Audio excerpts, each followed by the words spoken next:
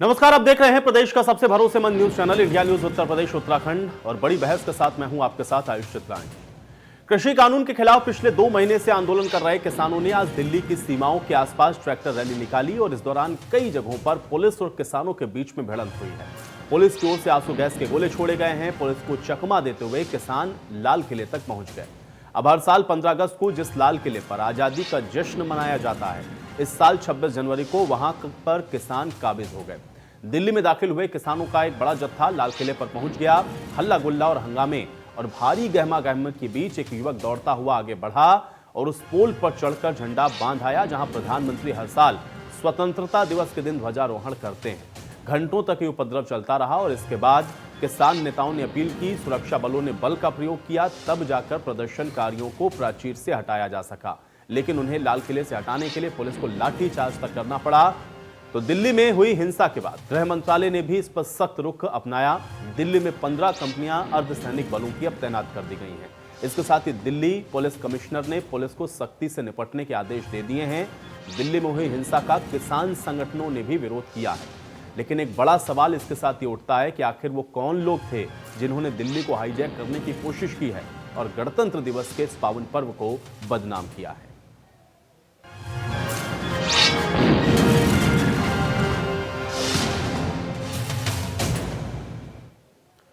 तो सवाल बड़ा है। एक तरफ देश अब 72वां गणतंत्र दिवस मना रहा था, तो दूसरी तरफ आज राजधानी दिल्ली की सड़कों पर जो तस्वीरें देखने को मिली हैं वो बहुत परेशान करने वाली हैं, या हम सीधे तौर पर कह सकते हैं कि शर्मनाक हैं। ये तस्वीरें एक बार फिर से हम आपको दिखाते हैं। लाल किले की ये वो प्राचीर है जहां पर 15 अगस्त को प्रधानमंत्री ध्वजारोहण करते हैं और उसी प्राचीर पर पहुंच करके ये जो खालसा झंडा फहराया गया, ये अपने आप में बेहद शर्मसार कर देने वाली ये तस्वीरें आज देखने को मिली हैं। किसान आंदोलन के नाम पर आज उपद्रव हुआ है, इसकी जिम्मेदारी आखिर किसकी है और ये किस प्रकार का प्रदर्शन है, इसके मायने क्या हैं? क्या इस तरह से प्रदर्शन करके, क्या इस तरीके से अराजकता फैला करके जो मांग है उनको मनवाया जा सकता है? ये एक बड़ा सवाल देश के सामने बरकरार है। और अगर संयुक्त किसान मोर्चा इस बात को कह रहा है या किसान संगठन कह रहे हैं कि इनका किसान संगठन से कोई लेना देना नहीं है, तो सवाल इस बात का है कि आखिर ये कौन वो लोग हैं जो कि इतनी भारी संख्या में ट्रैक्टर परेड में ट्रैक्टर के साथ वहां पर पहुंच जाते हैं, सम्मिलित हो जाते हैं और किसी को कानो कान इसकी भनक तक नहीं होती है। सवाल उन किसान नेताओं से भी है जो कि कल तक इस बात को कह रहे थे कि किसी भी प्रकार की अशांति नहीं होगी, कोई अराजकता नहीं होगी, देश का पर्व है, गर्व के साथ मनाएंगे। लेकिन ये तस्वीरें गौरवान्वित करने वाली नहीं बल्कि शर्मसार कर देने वाली हैं और अब सब अपना पल्ला झाड़ते हुए नजर आ रहे हैं कि ये किसान नहीं है। सवाल इस बात का भी है कि जब तक बॉर्डर पर मौजूद हैं तब तक किसान हैं और दिल्ली के अंदर ही प्रवेश करते जैसे ही लाल किले और आईटीओ की ओर रुख करते हैं, ये किसान नहीं रह जाते हैं।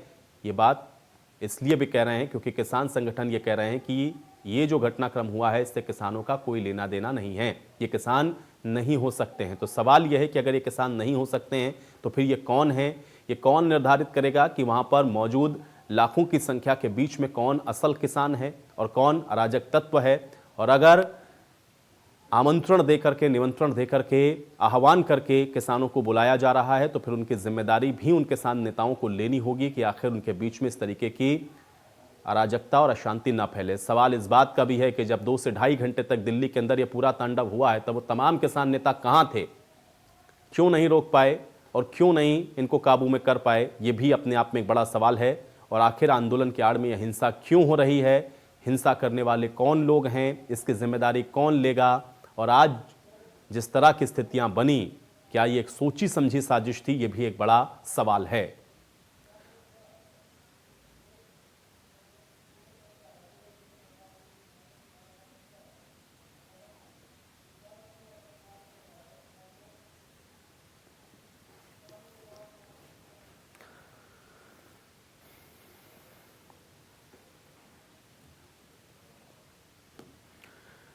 तो 72वें गणतंत्र दिवस पर आज राजधानी दिल्ली के अंदर जो हुआ है ये वाकई में बेहद शर्मनाक है और बेहद शर्मसार कर देने वाला भी है। आज इसी पर हम लोग चर्चा करेंगे। कुछ मेहमान मेरे साथ जुड़े हैं, उनका परिचय मैं करवाता हूं आपके साथ। गौरव मिश्रा जी हमारे साथ मौजूद हैं, प्रवक्ता हैं भारतीय जनता पार्टी के। गौरव मिश्रा जी, बहुत स्वागत है आपका इस चर्चा में। और मनोज मिश्रा जी हमारे साथ जुड़े हुए हैं, वरिष्ठ पत्रकार हैं।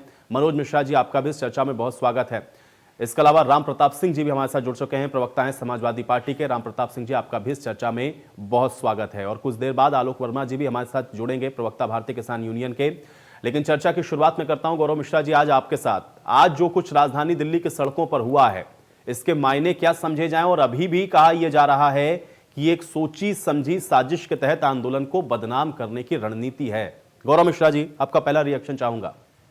देखिए, इस पूरे विषय को भटकाने के लिए इस तरह के बयान दिए जा रहे हैं, जबकि पूरी की पूरी जिम्मेदारी किसान संगठनों के ऊपर है। आज जब ऐसा महान दिवस, गणतंत्र दिवस, जब पूरा देश मना रहा हो और पूरे विश्व में भारत की शक्ति को प्रदर्शित किया जा रहा हो और सीमा से जुड़े हमारे जो शत्रु देश हैं उनको ये चेतावनी दी जा रही हो कि भारत इतना शक्ति संपन्न राष्ट्र है, और वहीं उसी दिल्ली के अंदर इतने विभत्स तरीके से इस तरह का आक्रमण किया जाए और लाल किले की प्राचीर पर चढ़ करके जहां तिरंगा फहरता हो उस तिरंगे को हटा करके वहां पर एक संगठन का झंडा फहराया जाए और खालिस्तान के झंडे फहराए जाए, तो ये सीधा संदेश देता है कि ये आंदोलन नहीं, ये कहीं ना कहीं आक्रमण है, उपद्रव है और देश की संप्रभुता पर एक तरह से खतरा है।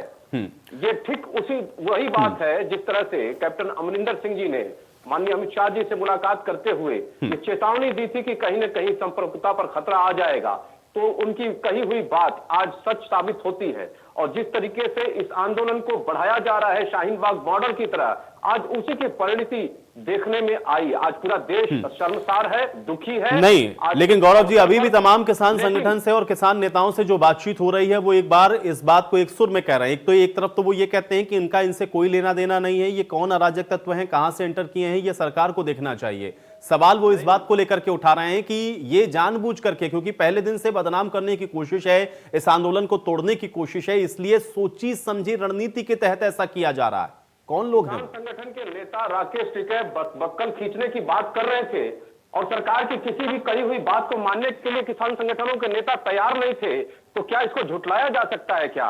जिस तरीके से plan A, plan B, plan 3, plan C, तमाम तरह के प्लान बना करके किसान नेताओं ने इस घटना को अंजाम दिया है, उपद्रव किया है, देश की छवि को बर्बाद किया है, वो मुकर नहीं सकते, वो दोगली राजनीति नहीं कर सकते।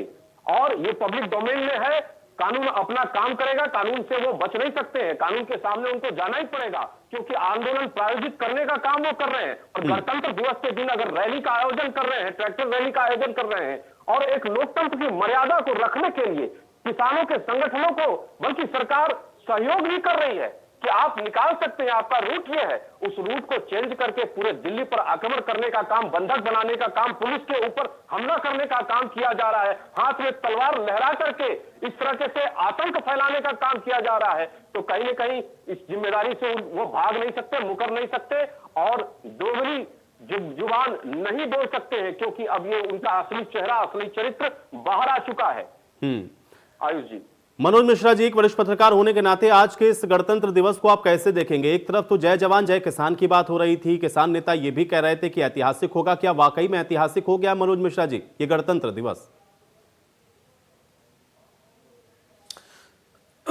आयुष जी, बिल्कुल ठीक बात है। मैं भाजपा प्रवक्ता, सारी बातें आपकी ठीक है। किसने दिया था उनको परमिशन आने के लिए?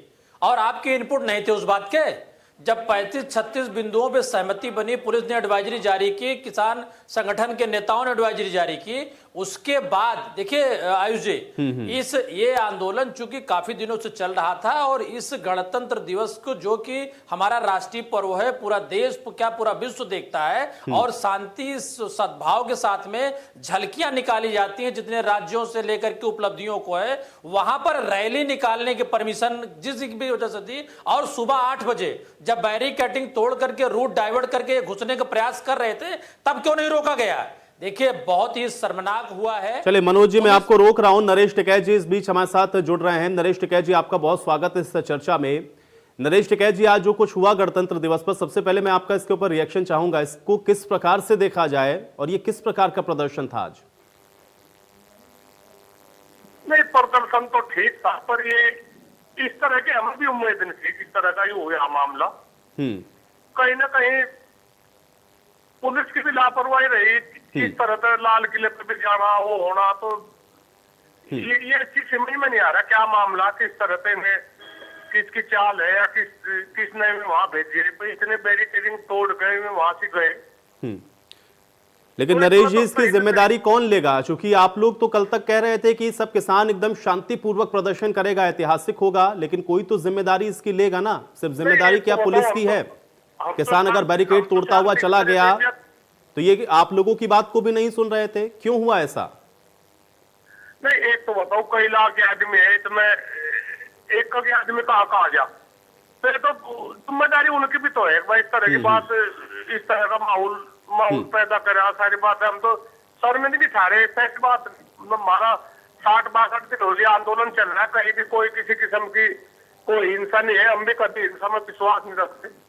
और इस तरह की बात है, क्यों ऐसी जांच करेंगे हम भी? ऐसी बात थोड़ा, ये पर्दे के पीछे क्या चल रहा क्या नहीं। हम तो सीधे साधे किसान है, हमेशा हमेशा हमने साथ दिया, सच्चाई का साथ दिया। थोड़ी सी आंदोलन की बात है, आंदोलन है, पत्नी कोई दूसरी तरफ को आंदोलन को मोड़ रहा है, क्या मकसद था, क्या वो है बातचीत।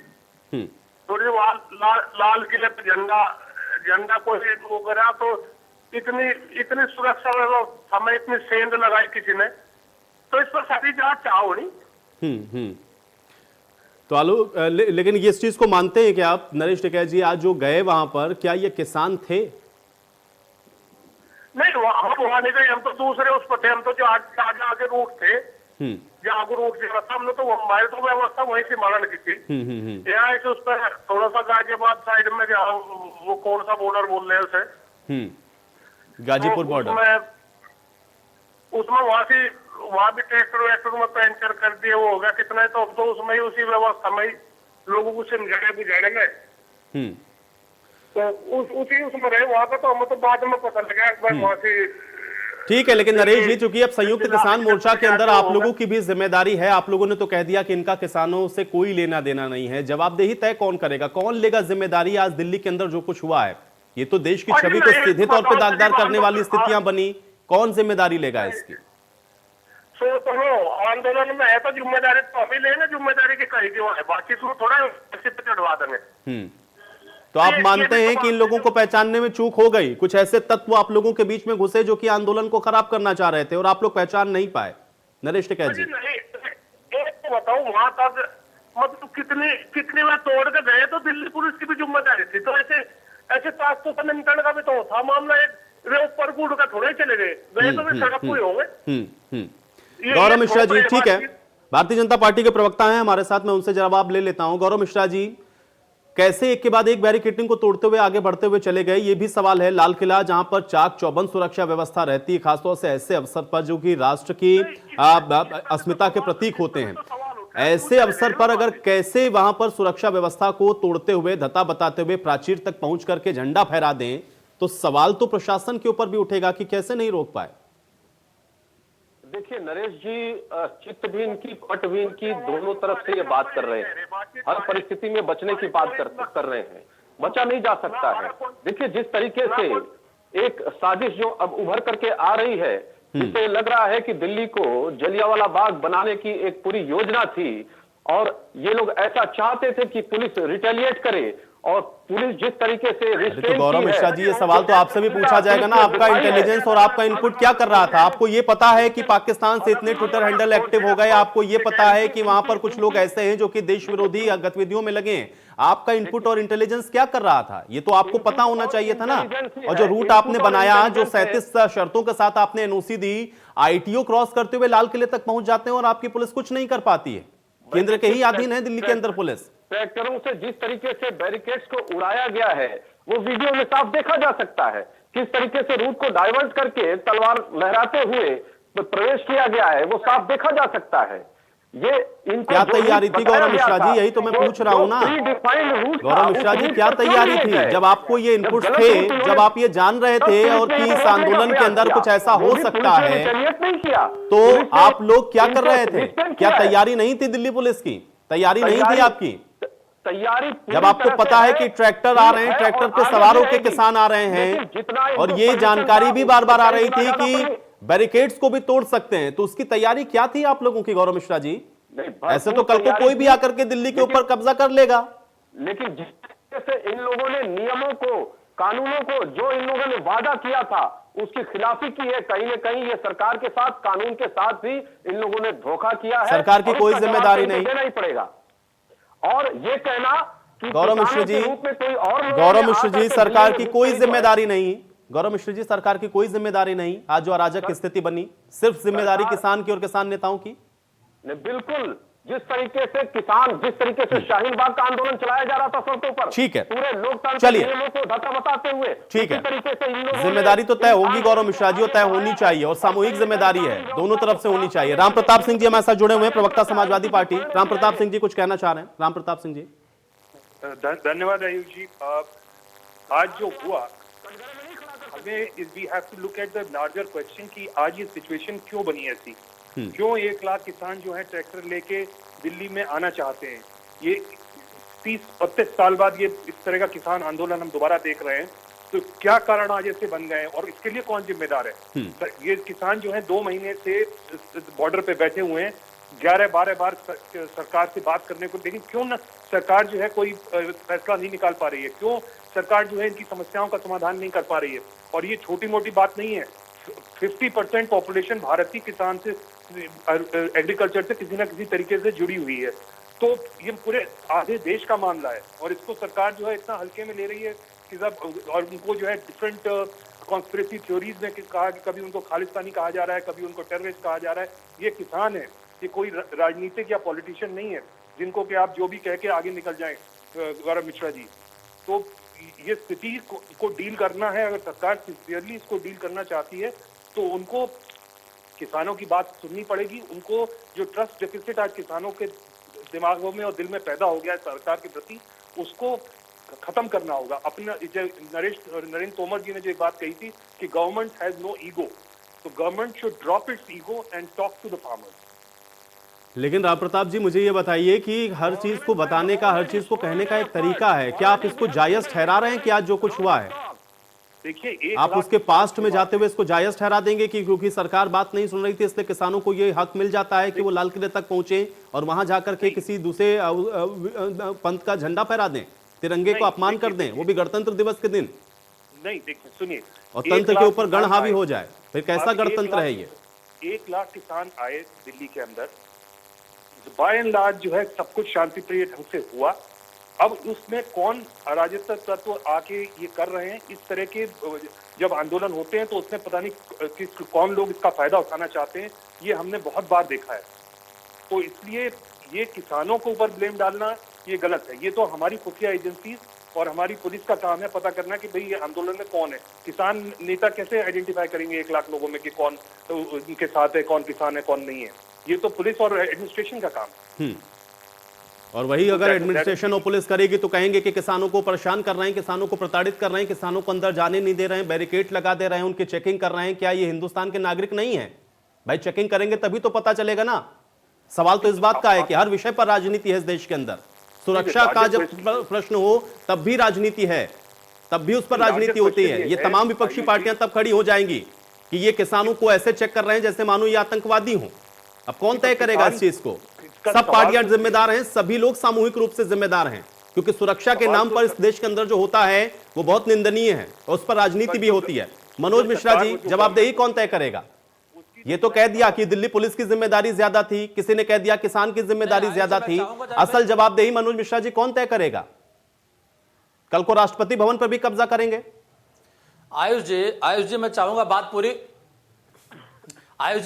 बात पूरी हो देंगे। दरअसल जब तक शांति मार्च और शांति आंदोलन चल रहा था समस्या नहीं थी।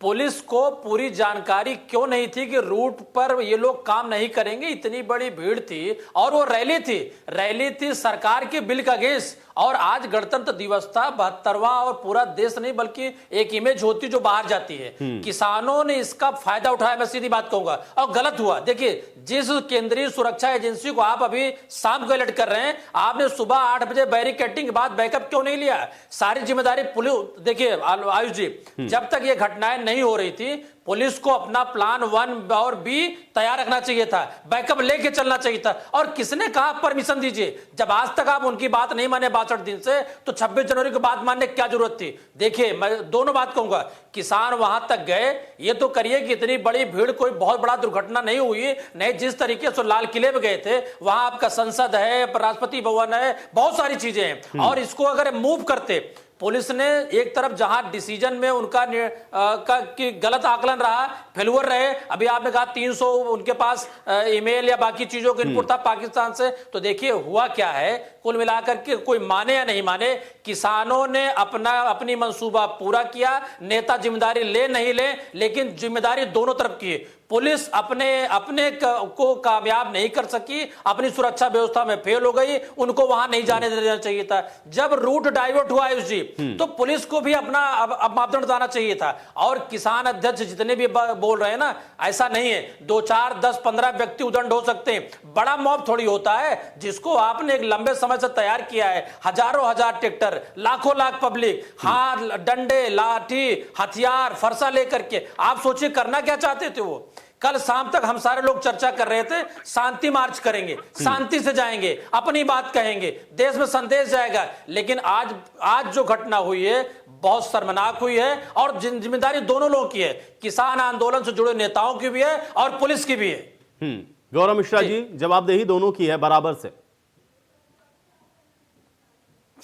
किसान संगठनों के साथ संवाद कर रही है, 2 कदम आगे बढ़ करके प्रयास कर रही है, और ये कहना कि सरकार ने सहयोग नहीं किया है, सरकार ने उनके बहुत सारे संशोधनों को स्वीकार भी किया, यहां तक कि 1.5 वर्ष तक के लिए इसको स्थगित करने का भी प्रस्ताव सरकार ने दिया।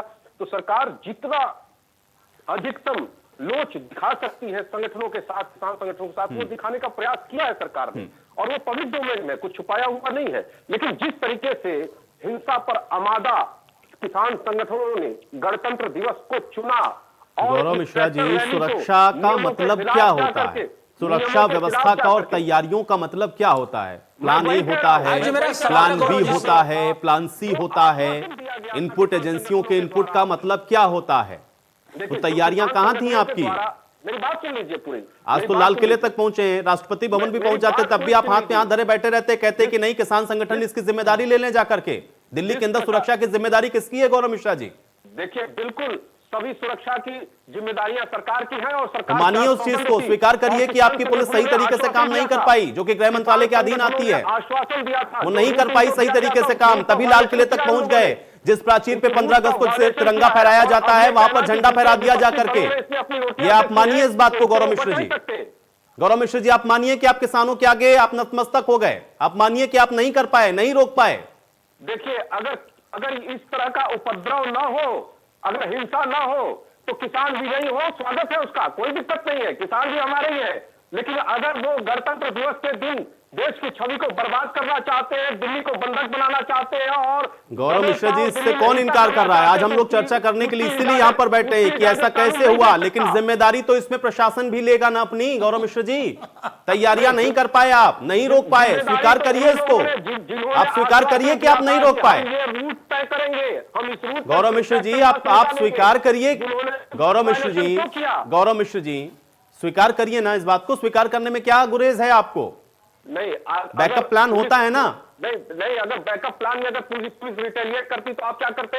आप अपने वीडियो पे देख सकते हैं किस तरीके से पुलिस कितने बैरिकेड तोड़े होंगे। गौरव मिश्र जी, मुझे बताइए कितने बैरिकेड्स को तोड़ते हुए लाल किले तक पहुंचे हैं?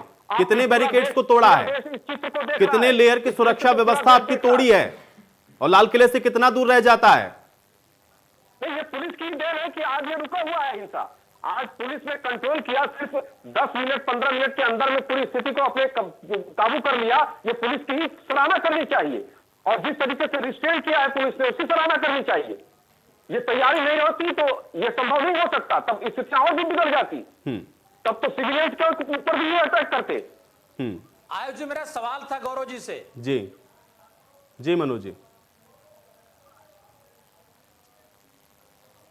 गौरव जी, बिल्कुल ठीक बात है, पुलिस ने कंट्रोल किया, लेकिन ये हुआ क्यों? मैं आप खुद इस बात को बेहतर ढंग से जानते हैं कि सुबह 10 बजे से उनकी रैली की शुरुआत होनी थी, और 8:15 बजे जब उन्होंने पहली बैरिकेडिंग तोड़ दी, उनको क्यों नहीं रोका गया? मनोज जी, ये बैरिकेडिंग आज से नहीं, पहले से भी तोड़ी जा रही है। यूपी में भी तोड़ी गई, पंजाब हरियाणा में भी तोड़ी गई। इस तरह का प्रयास पहले से भी किया जा रहा है, और कहीं ना कहीं ये आंदोलन हिंसक रूप पकड़े, उसके दबे पांव तैयारी भी इन संगठनों की है, चल रही है, और सरकार भी इन बातों को समझ रही है, इनपुट भी है।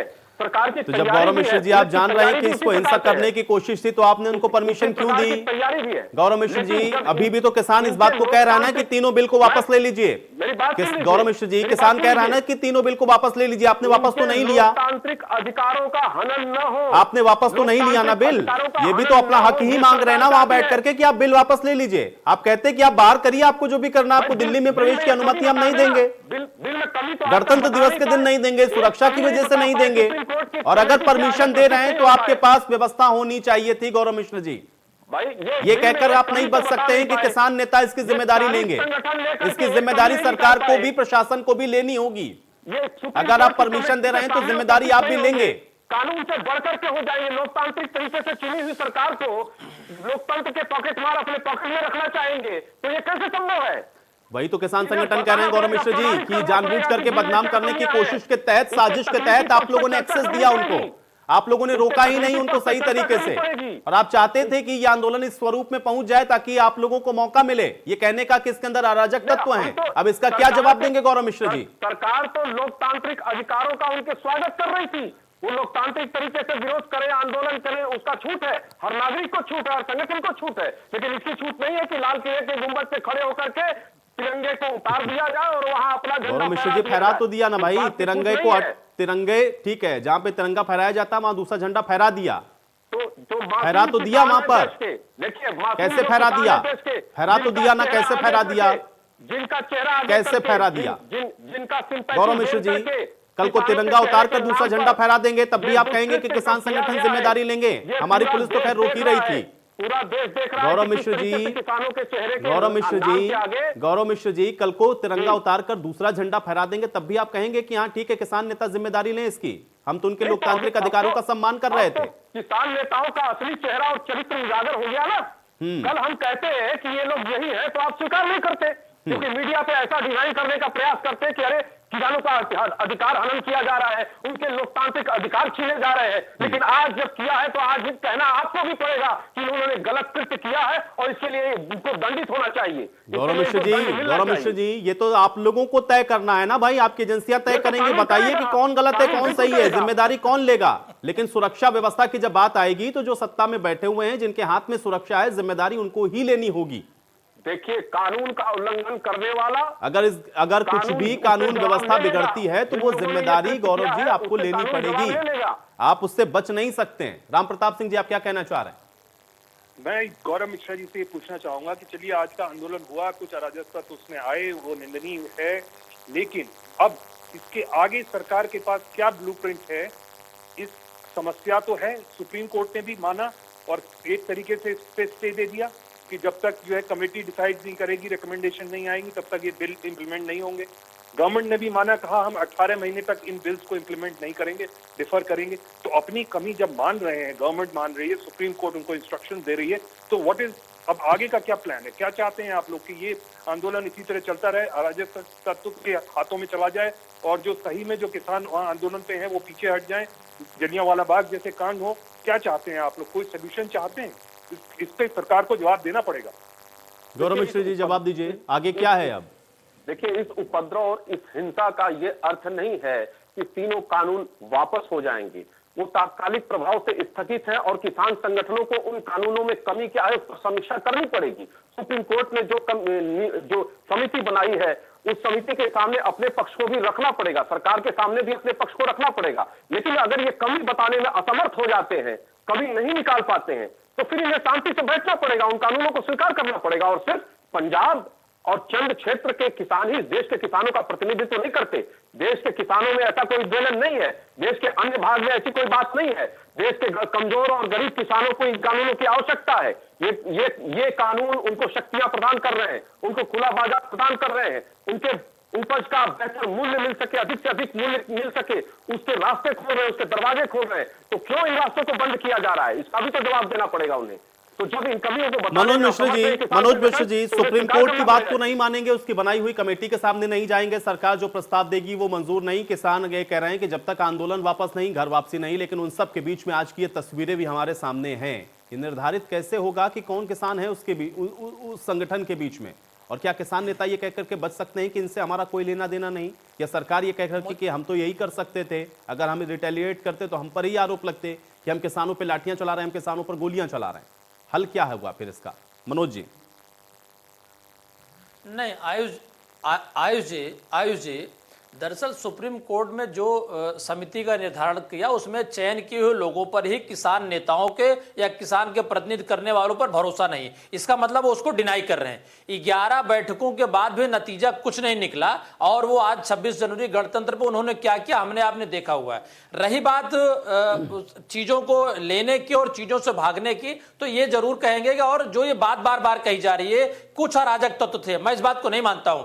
एक तरफ से वो घटना नहीं हुई है, बल्कि जितनी तरफ से उनको रूट डाइवर्ट करने को लिए रैली बताई गई थी, सब लोगों ने, अधिकतर लोगों ने रूट को तोड़ा है और कोशिश की दिल्ली के अंदर घुसने के लिए उन सारी प्राइम जगहों पे जहां जहां अपना बल दिखा सकें। और देखिए आयुष जी, आप शांति का रास्ता उसके साथ निकालिए जो शांति का परिचायक हो। हाथ में तलवार लेकर के जो सैनिकों के सामने खड़े हैं और लड़ाई गुत्तम गुत्ती लाठी डंडा कर रहे हैं, उनसे आप शांति की बात कर रहे हैं। देखिए कहीं ना कहीं मुझे लगता है प्रथम दृष्टया पुलिस प्रशासन बाकी लोग भी उनको रोकने में इसलिए नाकाम हुए कि मुझे लगता है ढील का रास्ता दिया गया होगा कि ये करके निकल जाएंगे, बातें इतनी बिगड़ जाएंगी।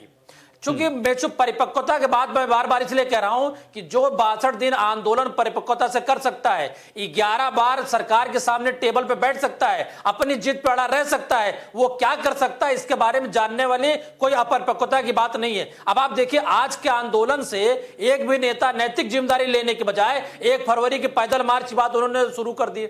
तो आयुष जी, आज किसानों को सरकार के सामने अपनी शक्ति प्रदर्शन करना था, उन्होंने भरपूर तरीके से किया। मैं धन्यवाद देना चाहूंगा पुलिस प्रशासन बाकी लोगों का कि उनके निर्णय में कमी होने के बावजूद बड़ी घटना नहीं हो सकी जिससे आम जनमानस बचा रह गया। लेकिन आयुष जी, 18 महीने की स्थगन को कौन मानने को तैयार है? और 18 महीने बाद किसानों को यह कहना है साहब इतने टेम्पो के साथ हम थोड़ी आ पाएंगे आपके सामने। तो देखिए, जब तक इसका ब्लूप्रिंट चाहे किसान की तरफ से हो चाहे सरकार की तरफ से हो, जबकि सरकार बहुत सारे बिंदुओं पे समझौता करने को तैयार है, लेकिन किसान एक जिद पड़ा हुआ है कि इनके तीनों बिल वापस लें। क्योंकि आज तो हम लोगों ने देख लिया ये विरोध प्रदर्शन हो गया, आज हम लोगों ने ये भी देख लिया कि किस तरीके से लाल किले तक पहुंच गए। अब तो 1 तारीख को संसद का घेराव भी करने वाले हैं। अब इससे आगे क्या है?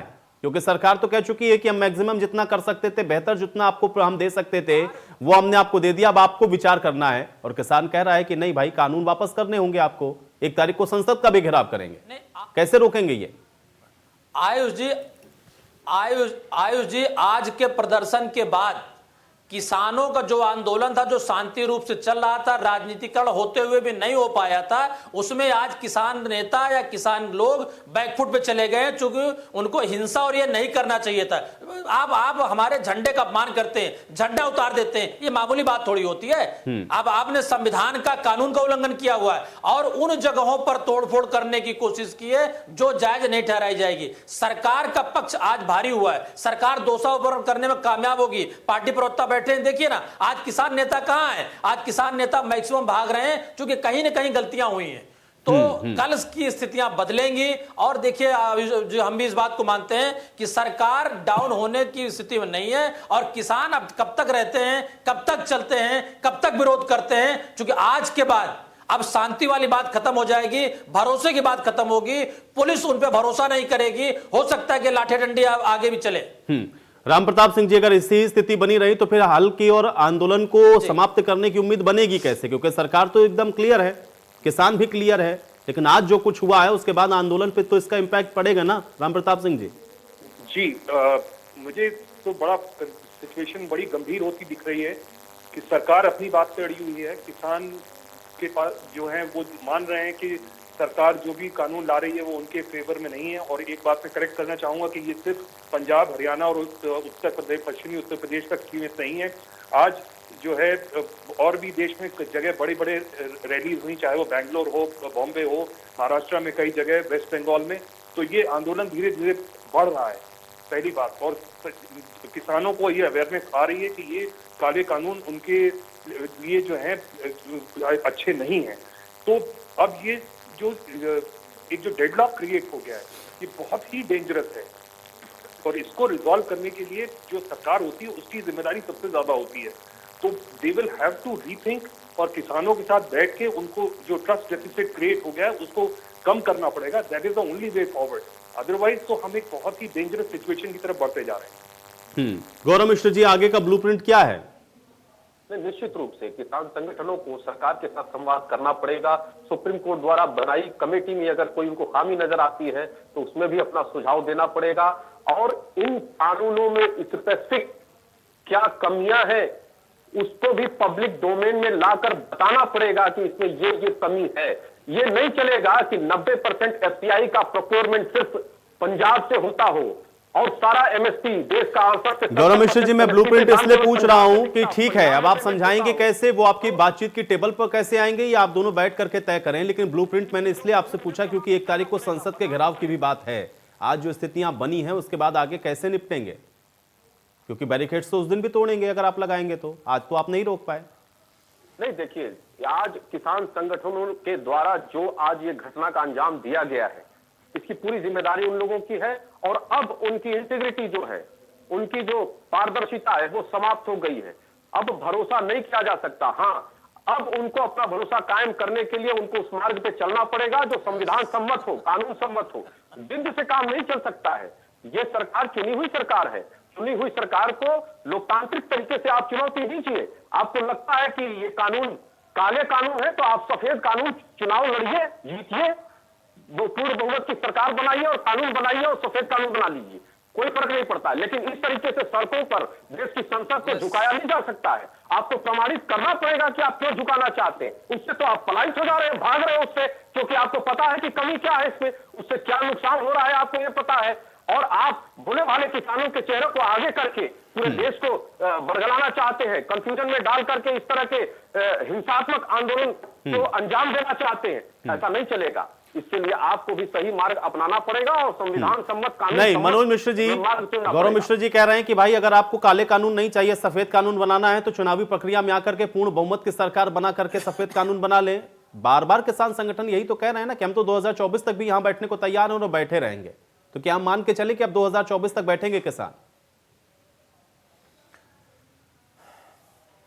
आयुष जी, मुझे नहीं लगता है, क्योंकि आंदोलन खड़ा करने के पीछे, आंदोलन को चलाने के पीछे बहुत सारी चीजें होती हैं, और लगभग 62 दिन के बाद आज एक बड़ा मौका था जिसमें किसानों ने अपने बल का प्रदर्शन किया। लेकिन गौरव जी पार्टी प्रवक्ता हैं, आप उनकी लाइन देखिए, उन्होंने सीधे बात तो आपको समझा दी कम शब्दों में कि कानून अपना काम करेगा, संविधान अपना काम करेगा। अगर आपको कानून बदलवाना है तो पूर्ण बहुमत में आइए और कानून बदलवाइए। बिल्कुल ठीक बात है, यही बात तो मैं भी कह रहा हूं। जब भारतीय जनता पार्टी किसानों की आय दुगनी करने की बात करते हुए ऐसे बिल लेके आ रही है। अच्छा आयुष जी, एक बात बताऊं, ये बिल पर कोई पहली बार चर्चा नहीं हुई। हमने इससे पहले भी देखा है यूपीए की सरकार में, उससे पहले गठबंधन की सरकारों में, किसानों की माली हालत को देख करके, किसानों की आत्महत्या को देख करके, किसानों के ऋण माफ करने के बड़े बजट को लेकर के सभी चाहते थे कि एक मजबूत बिल या मजबूत निर्णय लिया जाए। ठीक है, भारतीय जनता पार्टी ने लिया, वो बात के विषय।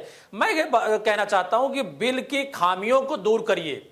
पूरे बिल वापसी की अगर आप बात करते हैं मूलतः, तो ये भारतीय जनता पार्टी की सरकार है, पूर्ण बहुमत की सरकार है। 2014 से 2019 के इनका परिणति रिपीट हुई है। ये बिल को पूरी तरह वापस नहीं लेंगे। किसानों को जो भी करना हो करें। बेहतर ये होगा कि इन किसानों को अपने पक्ष रखें, अपनी बात रखें, बीच का रास्ता ले आए। क्योंकि देखिए आयुष जी, मैं बताना चाहूंगा, उत्तर प्रदेश 2017 में जब चुनाव हुआ था, 1 साल का बजट चला गया था किसानों को ऋण माफ करने में। और चाहे महाराष्ट्र की बात हो, एमपी की बात हो, छत्तीसगढ़ की बात हो, हम आए दिन किसानों पर लगातार पैसे देने की बात करते हैं। अगर उनकी फसल का उनको वाजिब दाम मिले, उनका ठीक से भंडारण हो और उन पे कर्जे नहीं हो, ये पॉलिसी सरकार की जिम्मेदारी बनती है। भारतीय जनता पार्टी भी थोड़ा सा रुख नरम करे। और ये किसान, हो सकता है आप कह रहे हैं कि कुछ लोग हैं जो पंजाब के, राजस्थान के, हरियाणा के हैं, दिल्ली पहुंचना सबके लिए नहीं है।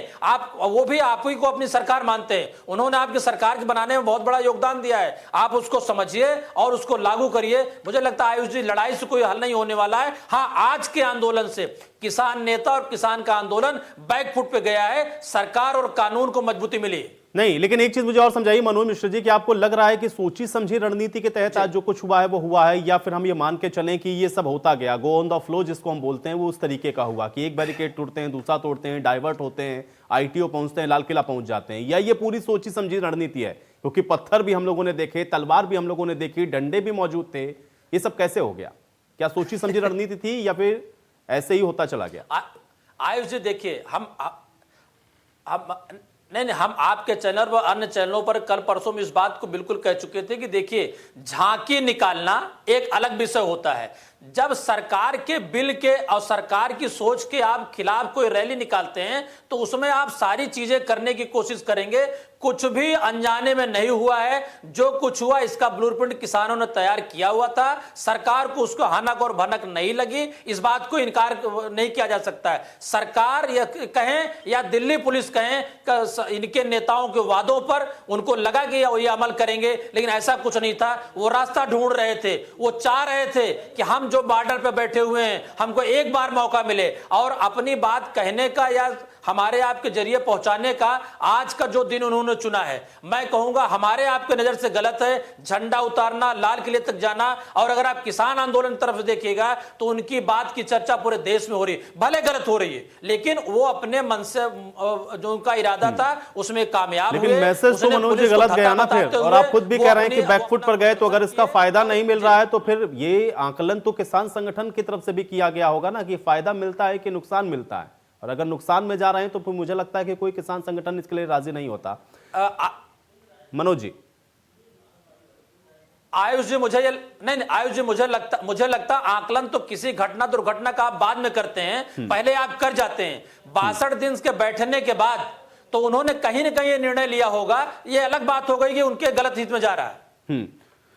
राम प्रताप सिंह जी, अब जो मौजूदा हालात बने, चूंकि बैकफुट पर चले गए हैं, आज किसान नेता भी नहीं बैठे, नहीं तो किसान नेता हमारे साथ चर्चा में हमेशा रहते हैं। अगर इस चीज को स्वीकार कर रहे हैं कि हाँ आज तो जो हुआ वो सही नहीं है, तो फिर आगे अपनी बात को कैसे सरकार तक पहुंचाएंगे? और सरकार इस बात को भी कह रही है कि भाई देखिए, आपकी हम बात को सुनने को तो तैयार हैं, लेकिन जिद पर अड़ेंगे तो फिर हम जिद को आपकी नहीं मानने वाले हैं। हल कैसे निकालेंगे? देखिए, जिद तो सरकार भी जिद पे अड़ी हुई है। जो 11-12 बार जो चर्चाएं हुई, जो मीटिंग हुई, उसमें ये निकल के आया कि जो 30-35 मुद्दे हैं इन बिल्स में, उसमें मेजॉरिटी पे सरकार जो है रिपील करने को तैयार हो गई। तो जब कोई बिल इतना फॉल्टी है कि उसका जो है 75% रिपील होना है, तो देन एक अपॉर्चुनिटी थी सरकार के पास कि वो उसको कंप्लीटली स्क्रैप करके और नए सिरे से किसानों के साथ डिस्कशन पे बैठ के एक। लेकिन राम प्रताप सिंह जी, जिद तो वो होती है ना कि जैसे आप मुझसे कोई बात कहें और मैं कहूं कि मैं आपकी बात को मानूंगा ही नहीं। ये तो जिद नहीं होती है ना कि नहीं ठीक है, अच्छा चलिए आइए, आपकी 4 बातें मुझे ठीक लग रही हैं, मैं इस पर आपको रिएक्शन दे सकता हूं, 2 बातें आपकी ठीक नहीं है, ये मैं नहीं मानूंगा। ये तो जिद नहीं होती है। जिद तो यही होती है ना कि मैं आपकी किस बात को सिरे से ही नकार दूं। 11 दौर की वार्ता सरकार ने इसीलिए की, और सरकार कह रही है और आप खुद कह रहे हैं कि जब वो बांध रही है तो उसके अंदर मैक्सिमम ऐसी चीज है जिसके ऊपर दोबारा से विचार करने की या उसको संशोधित करने की जरूरत है। अगर वो खुद से एक्सेप्ट कर रहे हैं तो सरकार की जिद कहां रही? जिद तो किसानों की है कि आपको इसको वापस लेना है। नहीं, बट द पॉइंट इज कि ये जो दोनों के बीच में जो टच डेफिसिट क्रिएट हुआ है, वो क्यों क्रिएट हुआ? जिस तरीके से ये बिल पास हुए पार्लियामेंट में, आपने देखा, हमने देखा, कोई डिस्कशन नहीं हुआ, कोई डिबेट नहीं हुआ, किसी किसान संगठन से बात नहीं की गई। इस वजह से आज इस मुकाम पे हम पहुंचे हुए हैं कि आज जो है किसान जो है 62 दिन से सड़क पे बैठा है, और आज दिल्ली में ये अराजकता देखने को मिल रही है। इतने बड़े जब मूवमेंट होते हैं तो उसमें जो इस तरह के अराजक तत्व होते हैं वो इन्फिल्ट्रेट कर सकते हैं। ये सरकार की जिम्मेदारी है, ये किसानों की जिम्मेदारी नहीं है वहाँ कोई। और ये कहना कि किसान चुनाव लड़के आ जाएं, तो ये किसान राजनीतिक नहीं है, वहाँ कोई राजनीतिक पार्टी नहीं है जो कि चुनाव लड़ने वाली है 2024 में। राम प्रताप जी, उसमें अंदर बहुत सारे नेता ऐसे हैं जो चुनाव लड़ चुके हैं। मुझे लगता है राम प्रताप सिंह जी, आपको शायद जानकारी नहीं है इस चीज की। कुछ 2-4 जी, और वही 2-4 प्रतिनिधित्व कर रहे हैं ना। सवाल तो इसी बात का है, एक एक किसान तो चुनाव नहीं लड़ेगा ना राम प्रताप सिंह जी। उनके जो नेता हैं वो चुनाव लड़ चुके हैं, पार्टी के सिंबल पर चुनाव लड़ चुके हैं, और पंजाब से लेकर हरियाणा तक और उत्तर प्रदेश तक हर जगह आपको मिलेंगे वो नेता, और वही उसको लीड कर रहे हैं। सवाल तो इसी बात का है ना कि यही तो एजेंडा चल रहा है इसके पीछे। और ये बात जब किसानों को कही जाती है तो किसान ये कहते हैं कि नहीं, ये तो सरकार जानबूझ के हमारे आंदोलन को बदनाम करने की कोशिश कर रही है। आज जो हुआ है उसकी जिम्मेदारी क्यों नहीं ले रहे हैं ये नेता? Please listen to me. ये जो इसको जो राजनीतिक जामा पहनाने की कोशिश की जा रही है, यही तो सबसे बड़ी प्रॉब्लम है। ये यहाँ जो ये किसान बैठे हैं, इन्हें कोई राजनीतिक के रूप में वहाँ कोई नहीं बैठा है, किसी राजनीतिक पार्टी का वहाँ झंडा नहीं है, लेकिन सरकार बार बार इस चीज को कह रही है कि साहब ये तो पॉलिटिकल पार्टीज इसको जो है पीछे से सपोर्ट कर रही हैं या इनको देश विदेश से सपोर्ट आ रहा है। ये सब राम प्रताप सिंह जी क्या कहेंगे ऐसे लोगों के बारे में जो चुनाव लड़कर के आज कह रहे हैं कि वो किसान नेता हैं? क्या कहेंगे ऐसे लोगों के बारे में? राम प्रताप सिंह जी, आप प्रवक्ता हैं समाजवादी पार्टी के, कल को आप किसान आंदोलन में बैठेंगे तब भी आप समाजवादी पार्टी के ही रहेंगे ना, भारतीय जनता पार्टी के थोड़ी ना बन जाएंगे आप। और आपकी आइडियोलॉजी भी वही रहेगी। अगर मैं या तो आप इस्तीफा दे दें समाजवादी पार्टी से, तब मैं मान लूंगा कि आपकी आइडियोलॉजी वो नहीं है, लेकिन वो नेता हैं, आज भी हैं, और वो चुनाव लड़े हुए नेता हैं। गौरव मिश्र जी, कंक्लूजन की तरफ बढ़ूंगा। ठीक है राम प्रताप सिंह जी, देखिए इसका विबट नहीं हो सकता है, प्रोज और कॉन्स हर चीज के होते हैं, लेकिन सवाल इस बात का है ना कि जिद पर नहीं अड़ा जाता है। जिद कौन कर रहा है ये तय करना होगा। गौरव मिश्र जी, इसका हल कैसे निकालेंगे? क्योंकि किसान तो अभी भी कह रहा है कि एक तो वो मार्च भी करेगा, दूसरा ये है कि आज इस घटना के बाद भी किसान संगठनों से जो बातचीत हुई है वो ये कह रहे हैं कि बिल अगर आप वापस नहीं करेंगे तो हम विरोध तो करेंगे, हम बैठे रहेंगे ऐसे ही विरोध करते हुए, चाहे 2024 का ही इंतजार क्यों ना करना पड़े। देखिए, लोकतंत्र में विरोध का अधिकार सबको है, वो कर सकता है, जब तक चाहे तब तक कर सकता है, लेकिन तभी तक कर सकता है जब तक वो कानून के दायरे में रहे। लेकिन जिस तरीके से आज कानून तोड़ा गया है, संविधान की धज्जियां उड़ाई गई हैं और गणतंत्र दिवस का मानमर्दन किया गया है, कहीं न कहीं कानून इसका जवाब लेगा जरूर। और मुझे लगता है समाधान की जहां तक बात है, जो किसान संगठनों की मांग रही है, चाहे वो इन तीनों कानूनों के अंदर का हिस्सा हो या कानूनों के बाहर का हिस्सा हो, अधिकतर लगभग 13-14 डिमांड में से 11 के आसपास डिमांड को हमारी सरकार ने स्वीकार किया है और उसको पब्लिक डोमेन में भी लाया है, बल्कि यहां तक कहा है कि लिखित आश्वासन भी देने के लिए तैयार है। 1.5 वर्ष तक इस कानून को स्थगित करके इस पर चर्चा भी करने के लिए। गौरव मिश्र जी, यही तो सवाल है, जब किसी कानून को आप 1.5 वर्ष तक होल्ड कर सकते हैं, आप मान सकते हैं कि 1.5 वर्ष भी हम चलिए इस पर चर्चा के लिए तैयार हैं, तो भाई उसको वापस ले लीजिए ना, नया बना लीजिए कानून, वही किसान संगठन बैठा लीजिए जो आपसे अपील कर रहे हैं। इससे शोधन की चर्चा होगी, बिल्कुल। अगर इस कानून में शोधन है तो आपको जब वो शोधन नहीं चाहते हैं और आप 1.5 साल के लिए होल्ड भी कर सकते हैं, तो भाई ये तो बहुत अच्छा रास्ता है ना कि होल्ड करने से बेहतर है कि आप वापस ले लें, किसान संगठन को बैठा लें, बोल लें उनसे, बातचीत कर लें कि भाई क्या चाहिए, कैसे करना है, ये मसला ही खत्म हो जाए। लेकिन आप 1.5 साल होल्ड भी करेंगे, आप संशोधन के लिए भी तैयार हैं, लेकिन वापस नहीं करेंगे। आयुष जी, एक जो सूझबूझ की किसान हितैषी सरकार है, जो 2022 में किसानों के आय को दुगना करने की बात करती है और तमाम सारे फ्लैगशिप योजनाएं किसानों के लिए शुरू करती है, वो हर स्तर पर चाहेगी कि किसानों का हित हो। अगर वो ये सुझाव दे सकते हैं, अगर इन कानूनों में कमी बता सकते हैं, तो उसे भी हमारी सरकार स्वीकार करने के लिए तैयार है। लेकिन वो बताने की स्थिति में ही नहीं है, क्योंकि वो एक अड़ियल रवैया अख्तियार कर चुकी है। या तो कानून वापस लिया जाए या वो हिंसा और आंदोलन का रास्ता अख्तियार करेंगे। तो कानून अपना काम करेगा, जब संविधान का ये मानवर्धन करेंगे तो उस तरीके से कानून अपना निपटेगा उनसे, उसमें कोई दो राय नहीं है। चलिए मनोज मिश्र जी, यहां से आगे क्या है? मनोज मिश्र जी, यहां से आगे अब क्या है? क्योंकि आज तो जो हुआ है वो वाकई में हम लोग कह सकते हैं कि शर्मसार कर देने वाला है, शर्मनाक भी कह सकते हैं इसको। लेकिन यहां से आगे क्या? क्योंकि किसान तो आज भी इस बात को कह रहा है कि वापस नहीं करेंगे तो हम भी वापस जाएंगे नहीं। लेकिन आज जो हुआ है उसके बाद यहां से आगे आंदोलन की तस्वीर कैसी दिख रही है? 370 कहे कि 370 के लिए पूरे देश में। ठीक है आयुष जी, मनोज जी से दरअसल क्या सवाल है कि किसान सेफ पैसेज के रास्ते या सेफ जी आयुष जी, मैं ये कह रहा था कि देखिए, बिल वापसी के बजाय बिल पे चर्चा या बिल पे संशोधन, यही एक बेहतर रास्ता हो सकता है। और अगर सरकार 1.5 साल किसी चीज को स्थगन कर पे समिति के द्वारा, सुप्रीम कोर्ट की निगरानी के द्वारा, या अगर उसमें कुछ लोग गलत हैं जिसपे किसान सहमत नहीं है, तो उन लोगों का नाम कर देंगे, साहब इनको हमारे तरफ से रख लिया जाए, हमको इस पर विश्वसनीयता नहीं है। जब तक इन सब चीजों पे दोनों लोग, सरकार और किसान आंदोलन, ये इस पर सहमत नहीं होंगे, तब तक कोई बात नहीं बनेगी। 64 दिन में नहीं बनेगी साहब, 90 दिन में बनेगी, 90 दिन में नहीं बनेगी, 120 दिन में बनेगी, बात तो बनानी पड़ेगी। और रही बात, कोई भी आंदोलन बिना राजनीति के नहीं होता। अब बिना राजनीति कोई आंदोलन नहीं होता, सरकारें किसी की भी हो। जब सरकार के खिलाफ कोई आंदोलन होता है तो हमेशा विपक्ष उसके साथ में होता है। वो अलग बात है कि भारतीय जनता पार्टी आज सरकार में है, कल किसी और की सरकार होगी, कोई बड़ा आंदोलन खड़ा होगा तो उसके साथ विपक्ष होता है, क्योंकि माइलेज मिलता है। देखिए, सरकारों किसान आंदोलन के साथ अगर सिंपैथी होगी तो सिंपैथी किसको मिलने वाली है? तो लेकिन हम इस बिल की बात कर रहे हैं। आयोजन देखिए, बिल में संशोधन जरूरी है। जिन 3 बिंदुओं पर किसान सहमत नहीं है उस पर बेहतर एक ब्लूप्रिंट किसान नेताओं को देना पड़ेगा कि साहब हमको डर लगता है कि कॉन्ट्रैक्ट बेस पे, ट्रांसपोर्टेशन खोलने पे या दर अनुबंध। बिल्कुल मनोज जी, देखिए मेरे पास समय नहीं है, चर्चा मुझे यहीं समाप्त करनी होगी, लेकिन आपने जो बात कही है मुझे लगता है कि इस पर ही गौर करने की जरूरत है और कोई बेहतर विकल्प जब तक नहीं होगा तब तक इस तरीके की स्थितियां बनती रहेंगी और उससे सरकार कैसे निपटेगी ये सरकार को ही देखना होगा। आप सभी का बहुत शुक्रिया समय निकालने के लिए, इस चर्चा का हिस्सा बनने के लिए। तो हालांकि आज देश में 72वें गणतंत्र दिवस के अवसर पर जो तस्वीरें देखने को मिली वो वाकई में शर्मसार कर देने वाली थी, लेकिन सवाल इस बात का भी है कि आखिर इसका समाधान निकाला कैसे जाएगा। आज बड़ी बहस में मेरे साथ फिलहाल इतना ही।